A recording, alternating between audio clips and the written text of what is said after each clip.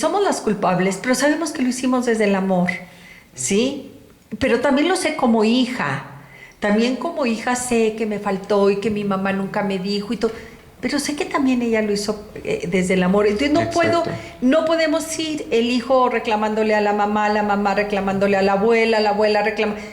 Sí, claro, porque también dijiste una palabra muy importante que es culpable. O sea, si partimos de la culpa, nunca vamos a acabar. Porque la culpa es una cosa maravillosa para decir, yo no tengo la responsabilidad la tuvo mi mamá que me hizo. Uh-huh. Puede que haya hecho, puede que no haya sido tan bueno. Uh-huh. Eso no lo vamos a negar, no vamos a decir, mamá, estuvo bien. Pero si le otorgo la responsabilidad de mi bienestar totalmente, entonces, ¿qué quiere decir? Que yo no puedo cambiar porque mamá fue de tal manera. Y mamá no puede cambiar porque la abuela fue de tal manera. Y entonces, siempre el culpable va a ser otro. Una parte fundamental de biodescodificación es tomar yo mi responsabilidad. Con mamá, sin mamá y a pesar de mamá. Exacto. Y esa responsabilidad que se escucha tan fuerte porque es como, ay, ahora yo soy responsable de toda mi vida, de todo lo que me pasa. No nos vayamos tan al extremo, ¿no? Porque en realidad tomar la responsabilidad, ¿qué quiere decir? Que yo asumo las consecuencias en mi vida de una manera protegida, amorosa, tranquila, sabiendo que no se va a acabar el mundo, ¿no? Entonces es un proceso de autoconocimiento en donde la responsabilidad ya no es una carga, porque ahora también hay que tomar en cuenta que aprendimos que ser responsable era cumplirle a otra persona. Soy responsable en la escuela porque le cumplo a la maestra, responsable en el trabajo porque le cumplo a mi jefe, responsable en la casa porque le cumplo a mi mamá. Eso no es la responsabilidad. La responsabilidad es yo me atengo a las consecuencias de mis actos. Pero eso no es tan fuerte como suena. Es la vida diaria. Siempre lo somos. Nos demos cuenta o no. Sí, yo soy responsable si me caigo, pues por donde caminé, exacto, si me atravieso la calle. Pero esto que decías tú, es que está la responsabilidad, no sé, creo que es cultural. Creo que es cultural y chéquense en su casa, de veras, se cae algo y en automático voltea uno a ver a quién le echa la culpa. O sea, sí, se cerró la puerta y ¿quién la dejó abierta? O sea, en lugar de pararme y cerrarla tranquilamente, no, ¿quién la dejó abierta? Se cayó el vaso, pues ¿quién lo dejó en la orilla? O sea, pareciese, por eso digo que es cultural, que es parte de algo, de una mala enseñanza. Y no está mal, por ejemplo, decir quién fue el responsable de que pero usamos la culpa como exacto, palabra y como hecho. Entonces, por ejemplo, también en conflictos sociales, si cambiamos la palabra culpable por responsable, también cambia la cosa, porque ahí sí puedo decir, tales personas son responsables de tal cosa, ¿no? Pero también tomo mi responsabilidad en el asunto. Entonces ya no vamos por ahí culpando a la gente ni señalando en el sentido de tú cambia para que yo cambie. Yo cambio y tú también. Tienes que cambiar, es tu responsabilidad. Es tu responsabilidad, pero mi responsabilidad soy yo. Exacto. No puedo responsabilizarme por el otro. Así es. Pero, Oscar, esto es como tantas cosas que tenemos en la sociedad que nos cuesta mucho, primero ver qué es lo primero que tenemos que hacer, porque si no las vemos, ¿cómo las vamos a cambiar? Y vamos por ahí creyendo que somos perfectos. Solo en la teoría, porque realmente yo lo sé que sintiéndolo, muy poca gente siente que lo es, ¿no? Yo sé que solamente en la teoría y ante los demás, porque ya hablando claro con uno mismo, sabe uno perfectamente que no creo que alguien me diga que sea perfecto, no le voy a creer, ¿sí? Y entonces partiendo de eso, de tomar nuestras imperfecciones y todas estas cuestiones que acabo de mencionar, es donde se basa la biodescodificación, porque haciéndome responsable disminuye muchísimo la enfermedad que yo puedo padecer. Haciéndome responsable disminuye la enfermedad, pero primero tengo que buscar el origen de esa sí, enfermedad. Claro. O sea, hablo de esto como como un formato de cómo tomar la vida. Sí. ¿No? Pero ya específicamente con una enfermedad, hay varios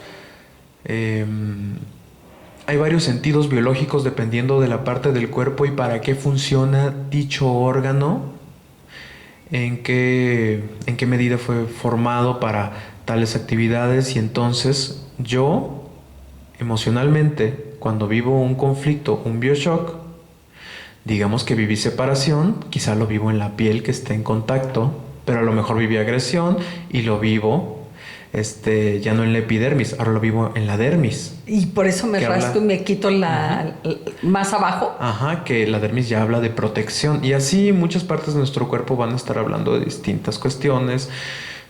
Y esto es biología natural, de la cual se dio cuenta el doctor Hammer en los años 80, me parece.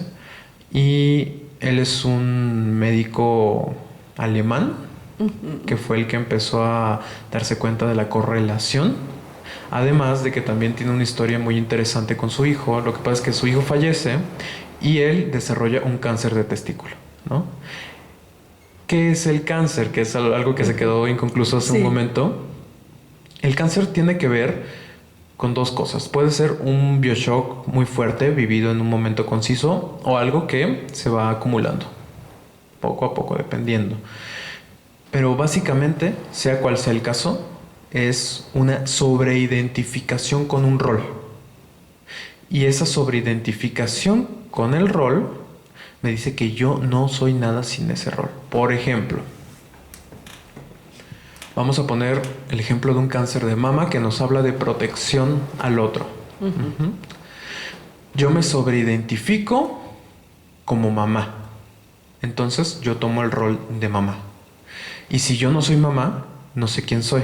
Entonces quiero que ese rol perdure en el tiempo. Y digamos que mi hijo se va a estudiar fuera. ¿Quién soy yo si ya no tengo a mi hijo? ¿A quién le doy de mamar? Así casi literal. Ajá, ¿a quién voy a proteger? Entonces, el cuerpo hace más.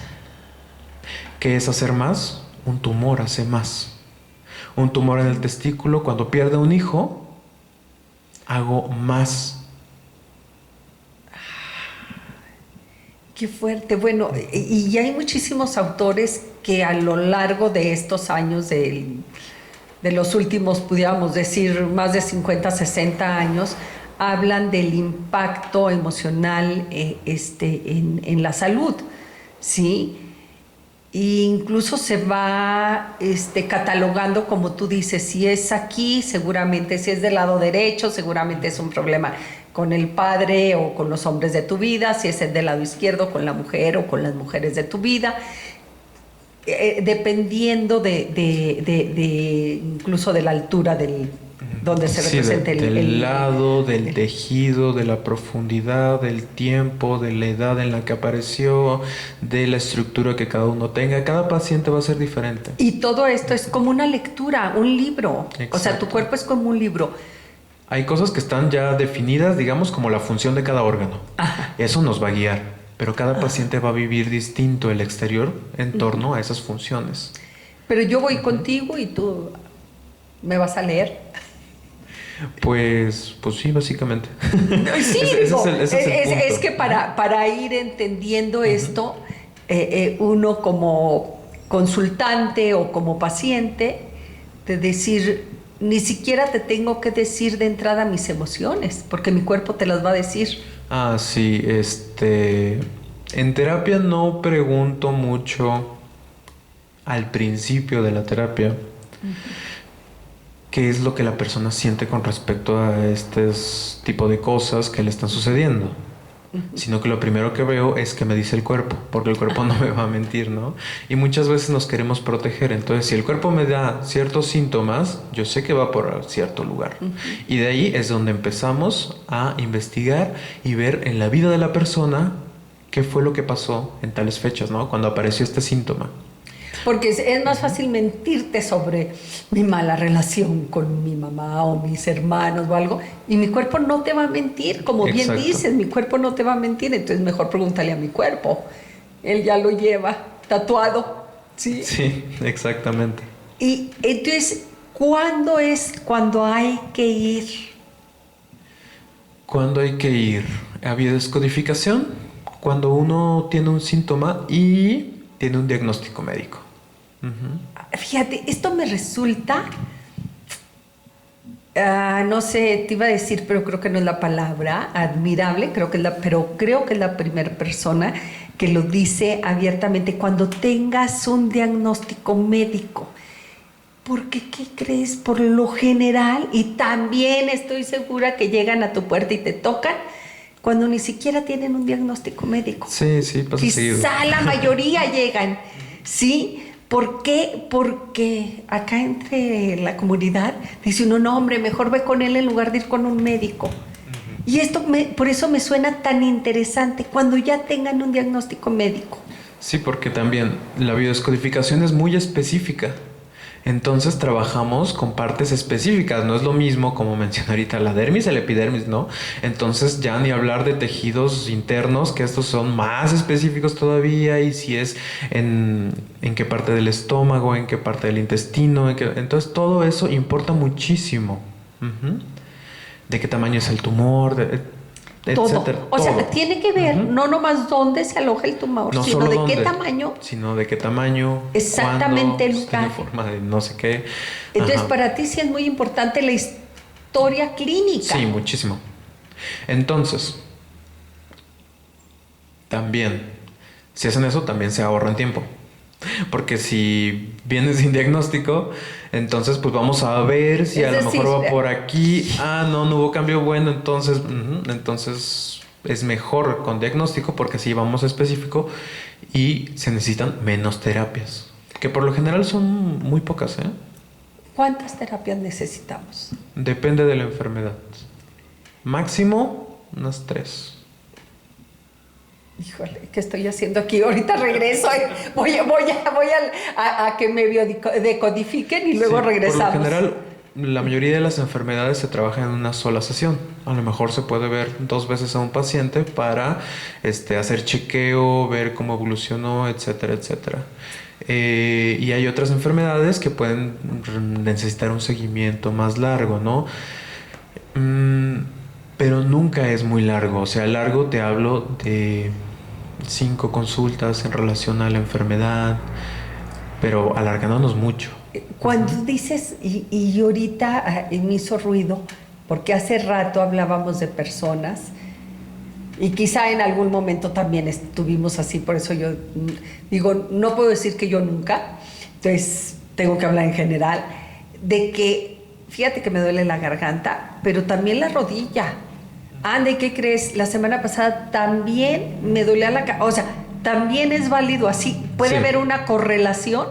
Sí, muchas veces se puede encontrar una estructura. Es decir, todos mis síntomas vienen en base a una misma estructura general. O a veces no. A veces en una sesión trabajamos la cabeza y en otra trabajamos la rodilla. Pero a veces puede generar, por ejemplo, dolor de cabeza, las migrañas me hablan de no me gusta lo que estoy percibiendo en mi exterior, quiero cambiarlo, no acepto lo que es y no puede ser como yo quiero que sea. Vamos a estar hablando del control totalmente, del control y los procesos internos en cuanto al intelecto. Y las rodillas me están hablando de doblegarme, una imposición a doblegarme o una incapacidad a doblegarme. Entonces, duele rodilla, ¿qué no puedo hacer? No puedo doblarla. No puedo hincarme. Sí. ¿Y qué sucede? Perdón. Sí, y a lo mejor eso viene en un mismo... Un solo paquete. Sí. ¿Y qué sucede con los accidentes? Bueno, los accidentes, la gran mayoría de las veces, tienen que ver directamente con algo que no es un accidente. Que es, yo propicio ciertas situaciones que tienen que ver con lo que me está pasando afuera. Un ejemplo es ver qué es lo que uno estaba haciendo cuando ocurrió el accidente. ¿Qué estaba pensando? ¿Qué estaba realizando? Hubo una paciente, no mía, más bien era estudiante de biodescodificación. Estaba en una clase con Christian Fletch. Christian Fletch es el director de la escuela. Es el que creó la biodescodificación con el Dr. Hammer y él era enfermero y empezó a ver la correlación, ¿no? Y la llevó a la práctica con algunas herramientas de varias terapias. Pero de esto me sé más o menos, pero sí, a ver, platícanos, porque es sumamente interesante esta actitud de observación de él, porque esto situamos perfectamente el trabajo de un enfermero, todo mundo, o de una enfermera, sabemos que es quien vigila, quien está presente, quien es el que interrelaciona con el enfermo y el médico, y que en silencio realmente observa y actúa. Entonces, ahí dinos, platícanos de él. Bueno, primero voy a terminar la cuestión del accidente rápidamente. Esta alumna recibe una llamada de su pareja, se levanta enojada y pisa un hoyo en el piso y se hace un esguince. Entonces, ¿qué le pide Cristian? Que vuelva a pasar por el mismo lugar y vuelva a hacer lo mismo, aunque le duela, ¿no? Que haga ese mismo movimiento y vea qué pasa. Y en el tobillo vamos a estar hablando de dirección en cuanto a mi avanzar con relación a el esguince, que es un ligamento que une los huesos. ¿Y qué son los huesos? Son nuestros valores más profundos, básicamente, porque es nuestra estructura lo que nos sostiene. Y esos son nuestros valores más profundos inconscientemente. Y entonces mis valores más profundos, dos de ellos no pueden interrelacionarse con relación a mi camino y mi dirección, en relación a esa llamada que estaba teniendo. Y fue del lado derecho. Sí. Y fue un accidente. ¿Qué estaba pasando durante el accidente? ¿Qué me quería decir ese accidente? Exacto. Y ahora, volviendo con Christian. Christian Fleischer. Él es enfermero. Lo despidieron como enfermero porque se pasaba demasiado tiempo con cada paciente escuchándolo. Entonces, lo que pasaba es que en el hospital se empezó a dar cuenta de que había